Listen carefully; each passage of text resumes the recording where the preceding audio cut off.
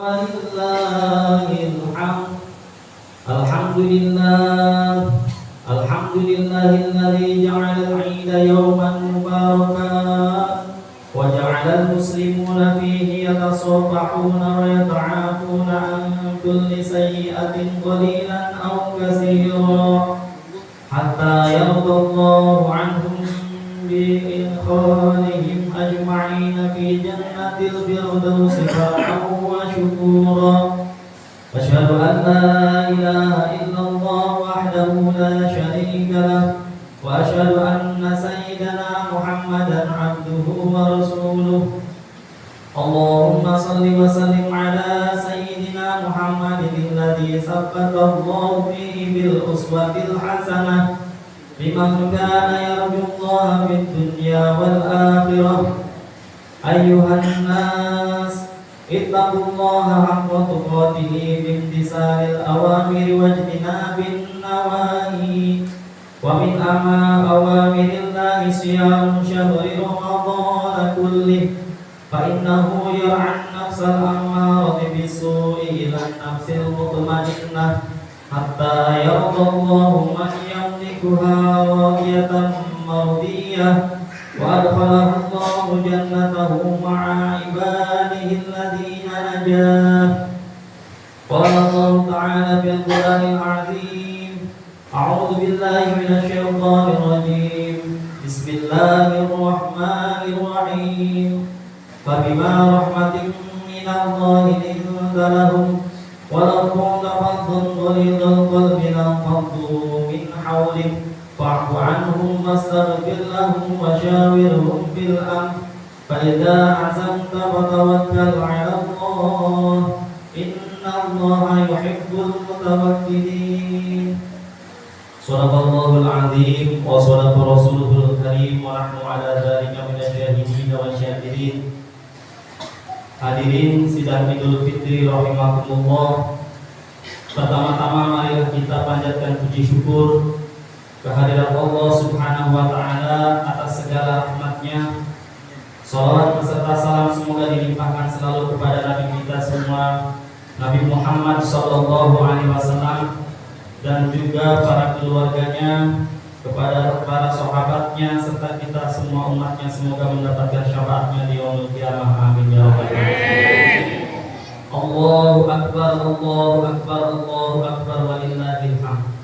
Hadirin rahimakumullah, sebulan lamanya kita semua berpuasa, tarawih, tadarus, tahajud, serta ibadah yang lainnya.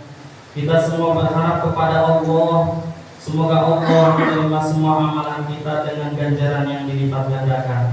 Dan kita berharap semoga Allah mengampuni semua dosa kita. Hingga di hari yang fitri ini kita semua kembali suci seperti bayi yang baru dilahirkan. Seperti yang disabdakan oleh Nabi Muhammad SAW, Inna Allaha azza wa jalla farada siyama Ramadan wa sanantu qiyamahu faman shamahu wa qamahu imanan wa ihtisaban kharaja minad dunubi kayaumi waladatu ummuh. Sesungguhnya Allah azza wa jalla mewajibkan puasa Ramadan dan aku menyunahkan sholat di malam harinya. Barang siapa berpuasa dan sholat malam dengan mengharapkan pahala ridho Allah, maka dia diampuni segala dosanya seperti bayi yang baru dilahirkan. Allahu akbar, Allahu akbar, Allahu akbar, walillahil hamd. Hadirin rahimakumullah, hubungan kita dengan Allah bukan hanya sebatas ganjaran saja. Seperti halnya jual beli, meski itu tidak salah, namun adab kita seorang hamba kepada Allah bukan hanya diukur dari sebuah ganjaran yang besar serta imbalan surga saja. Terlepas dari itu semua, perlu kita pahami bahwa setiap syariat yang Allah perintahkan mengandung banyak hikmah yang akan membawa manfaat kebaikan untuk kita semua, baik manfaat di dunia maupun manfaat di akhirat. Seperti puasa yang kita lewati selama sebulan penuh ini, dengan maha kasih sayangnya Allah kepada kita semua, Allah mewajibkan untuk kita semua berpuasa, juga untuk umat sebelum kita, supaya kita semua menjadi manusia yang bertakwa. Dan takwa inilah yang menjadi ciri seorang mendapatkan ridho dan kedudukan luhur di sisi Allah Subhanahu wa taala. Karena hubungan antara puasa dan takwa sangat erat. Seolah-olah Allah memberitahukan kepada umat manusia, jika ingin menjadi orang yang bertakwa, maka laksanakanlah puasa. Takwa sendiri adalah imtisalul awamir wa ijtinabun nawahi, yaitu melaksanakan segala perintahnya dan menjauhi segala larangannya. Jika puasa ini kita jalankan dengan ikhlas, maka puasa ini akan membawa kita menjadi orang yang takwa yang sesungguhnya. Karena puasa yang kita jalani seharusnya sudah cukup untuk memipih hawa nafsu kita, yang dimana hawa nafsu itu sumber dari segala keburukan dan sumber dari segala dosa dan kemaksiatan. Seperti yang dikutip oleh Imam Al-Jarzawi dalam kitab Hikmatut Tasyrik, seperti halnya taring dan cengkraman kuku pada harimau, bisa pada ular dan juga mulut buaya yang semuanya bisa membahayakan. Nafsu adalah bagian yang sangat berbahaya dari manusia, melebihi semuanya.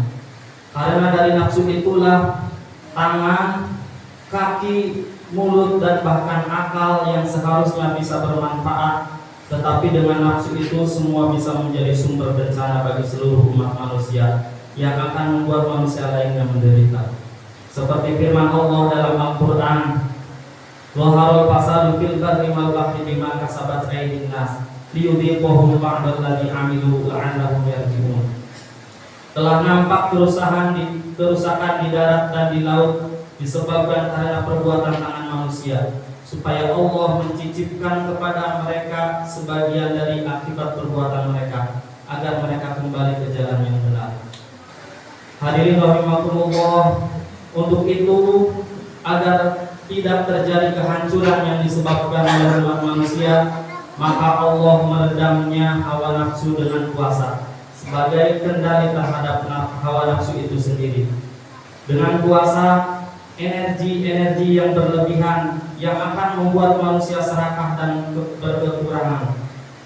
Perut yang lapar akan meluluhkan jiwa dan yang angkuh dan serakah. Juga lebih peka merasakan bagaimana penderitaannya saudara kita yang kekurangan. Betapa agungnya syariat Allah yang esensi dan hakikatnya semuanya untuk kebaikan manusia. Allahu Akbar, Allahu Akbar, walillahil hamd. Hadirin rahimakumullah, di hari raya ini dilambangkan sebagai hari kemenangan. Apakah arti kemenangan itu? Kemenangan itu adalah kemenangan bagi kita yang berpuasa di bulan Ramadan, yang meraih ampunannya dengan pengampunan dari segala dosa. Kemudian kemenangan kita mengalahkan hawa nafsu amarah menjadi nafsu mutmainnah atau nafsu yang terkendali, di mana agama dan akal akan mengontrol nafsu kita untuk taat kepada perintah agama. Sebagaimana esensi dari Islam itu sendiri, yaitu al-inqiyadu lima ja'a bihi Nabi sallallahu alaihi wasallam bittiba'il awamir wa ijtinabin nawahi. Islam adalah patuh terhadap ajaran yang dibawa oleh Nabi Muhammad sallallahu alaihi wasallam dengan melaksanakan segala perintahnya dan menjauhi segala larangannya. Pentingnya kita mengendalikan hawa nafsu agar bisa mengalahkan rasa malas dalam beribadah, dan juga mengalahkan nafsu kita yang selalu menginginkan kesenangan tanpa mempedulikan apa yang kita inginkan itu adalah sesuatu yang dilarang agama. Karena nafsu itu identik dengan keburukan, seperti firman Allah dalam Al-Quran yang mengisahkan Nabi Yusuf alaihissalam, "Wa ma ubarri'u nafsi innan nafsa la'ammaratun bisu illa ma rahima rabbi inna rabbi ghafurur rahim." Dan aku, kata Nabi Yusuf, tidak menyatakan diriku bebas dari kesalahan, karena nafsu itu selalu mendorong kepada kejahatan, kecuali nafsu yang dirahmati oleh Tuhanku. Sesungguhnya Tuhanku Maha Mengasihi lagi Maha Penyayang. Allahu Akbar, Allahu Akbar, Allahu Akbar, walillahil hamd. Hadirin rahimakumullah, begitu pentingnya kita mengendalikan hawa nafsu. Bahkan di dalam ibadah kita sendiri, nafsu selalu mengambil peran, baik berupa riya, ingin dipuji, atau sum'ah, ingin didengar, takabur, merasa lebih hebat, dan penyakit hati yang lainnya yang akan membuat nafsu semakin tumbuh subur, menggerogoti ibadah kita hingga kita tertipu dalam ibadah lahiriah, namun di dalamnya terdapat keburukan-keburukan yang akan menghancurkan kita. Hadirin rahimakumullah, umat Islam mempunyai sejarah yang kelam karena tipu daya nafsu. Pada zaman Rasulullah ada Dzulkhuwaisirah At-Tamimi yang merasa lebih baik dari Rasulullah SAW. Ia menganggap Rasul tidak adil dalam membagikan ghanimah. Ibadah mereka tidak ada tandingannya. Hafal Quran, selalu berpuasa di siang hari dan selalu tahajud di malam harinya. Namun amalan dan ibadahnya tidak sampai ke dalam hati karena merasa diri paling benar. Di zaman Khalifah ada Abdullah bin Muljam dan kelompok Khawarij yang membunuh Khalifah Ali bin Abi Thalib. Padahal beliau adalah khalifah, sepupu sekaligus menantu Rasulullah SAW. Ali bin Abi Thalib dibunuh ketika dalam keadaan sholat. Dan hari ini kelompok itu semakin besar. Alih-alih mengendalikan hawa nafsu untuk beragama, mereka malah menggunakan agama sebagai tunggangan untuk mewujudkan nafsunya. Na'udzubillah, na'udzubillah. Mereka menganggap orang yang berseberangan dengan mereka dianggap melawan agama Allah. Mereka menganggap segala yang mereka lakukan adalah kehendak Allah. Ulama-ulama besar yang berbeda dengan mereka dikafirkan. Bahkan tidak sedikit yang mereka bunuh, seperti Sayyid Ramadan Al-Bawdi yang dibom saat mengajar tafsir di masjid. Belum lama ini ulama sufi Syekh Adnan Al-Fayyumi juga dibom ketika di dalam mobilnya. Mereka menganggap membunuh itu adalah jihad yang suci yang akan dijanjikan surga. Nafsu dan setan akan terus menghiasi perbuatan-perbuatan mereka tanpa mereka sadari. Na'udzubillah, summa na'udzubillah. Apakah tindakan yang seperti ini akan kita benarkan? Padahal inti ajaran Islam atau maqasidus syar'iyyah itu sendiri diantaranya adalah hifdzun nafs, atau menjaga, melindungi nyawa manusia.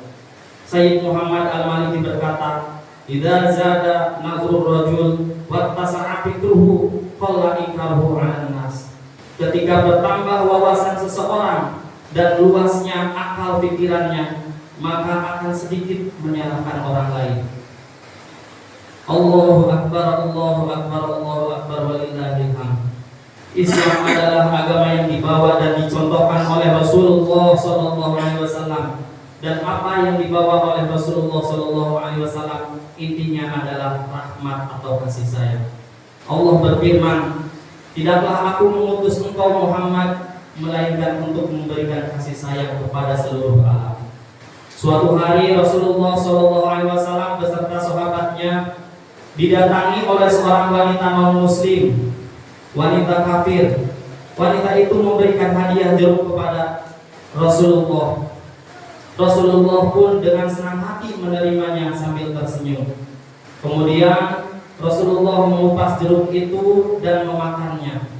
Wanita itu pun melihat tersenyum, senang melihat Rasulullah memakannya dengan lahap sampai habislah semua jeruk itu. Kemudian wanita itu pamit dengan hati yang sangat senang dan merasa sangat puas. Kemudian sahabat pun bertanya, "Ya Rasulullah, biasanya engkau selalu membagikan makanan kepada kami, sedikit pun engkau akan membagikannya. Tetapi mengapa kali ini engkau tidak menyisakan satu pun jeruk itu untuk kami?" Rasulullah pun menjawab, "Wahai sahabatku, andai kalian tahu jeruk itu sangatlah kecut rasanya. Aku takut jika kalian memakannya akan mengerutkan dahi kalian karena rasa jeruk itu, dan aku takut kalian akan memarahi wanita itu yang akan membuat wanita itu bersedih. Aku tidak ingin melihat wanita itu bersedih." Allahu Akbar, Allahu Akbar, Allahu Akbar, walillahil hamd. Betapa agungnya akhlak Rasulullah SAW. Beliau tidak ingin menyakiti siapapun, bahkan orang kafir sekalipun. Semoga kita semua bisa mengendalikan hawa nafsu kita dengan mengikuti jejak Nabi kita Muhammad SAW yang penuh dengan kasih sayang, sehingga di hari raya ini kita semua menjadi pemenang dari hawa nafsu kita, untuk menjadi bekal mengarungi sisa umur kita yang agar selamat di akhir hayat nanti. Amin ya rabbal alamin. Marilah kita tutup khutbah ini dengan doa. Allahumma sholli ala sayyidina wa habibina wa syafi'ina wa habibina wa